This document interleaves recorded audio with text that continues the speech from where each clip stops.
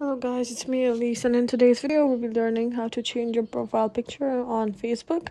So without any further hesitation, let's get started. Make sure that your Facebook is installed and logged into the account for which you want to change the profile picture.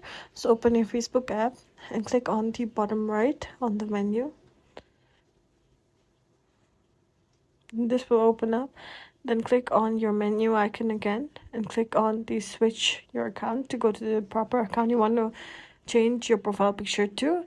Then click on the small photo button in the side of the profile picture, and then menu will pop up like this. Then click on select profile picture. Then select a picture from your gallery.